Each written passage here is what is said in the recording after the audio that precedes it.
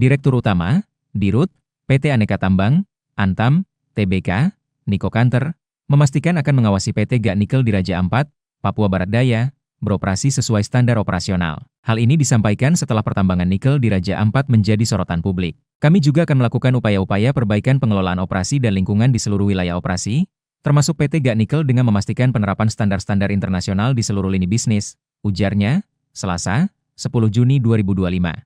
Lantas, seperti apa sosok Niko Kanter? Ia merupakan lulusan Sarjana Hukum Universitas Indonesia, UI, tahun 1983. 7 tahun setelahnya, pada 1990, ia resmi meraih gelar Master of Business Administration dari University of Southern California, AS. Menurut laman resmi Antam, Niko lahir pada 31 Desember 1958, yang artinya saat ini ia berusia 64 tahun. Ia menjabat sebagai Dirut Antam sejak 23 Desember 2021. Karir Niko dimulai pada 1984, saat ia bergabung di British Petroleum, BP, Indonesia sebagai pengacara perusahaan. Pada 1996, ia diangkat sebagai Human Resources Manager BP Indonesia. Selama di BP Indonesia, Niko menduduki berbagai jabatan di departemen yang berbeda, seperti Departemen Purchasing, Finance, Control, Planning hingga Marketing Komersial. Niko pernah diperbantukan ke BP Asia Pacific Middle East yang kantornya berbasis di Hong Kong dengan menjadi Assistant for the Group Vice President Upstream. Tugas itu menjadi ujian bagi Niko dalam persiapan untuk jabatan kepemimpinan yang lebih senior dalam BP. Ia pun mendapat promosi menjadi Vice President Public Government Affairs pada 1999 hingga 2001. Karirnya di BP semakin melejit.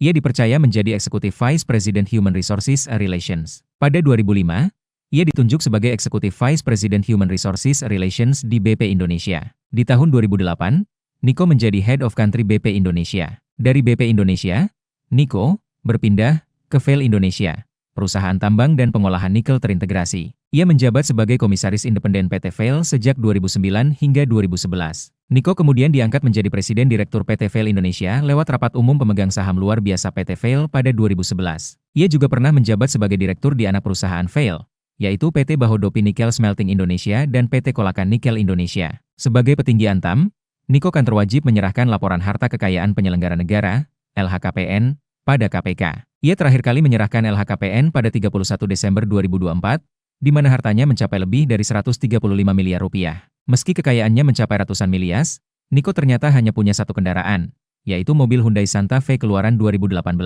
Sumber kekayaan terbesar Niko justru berasal dari aset harta lainnya senilai lebih dari 35 miliar rupiah.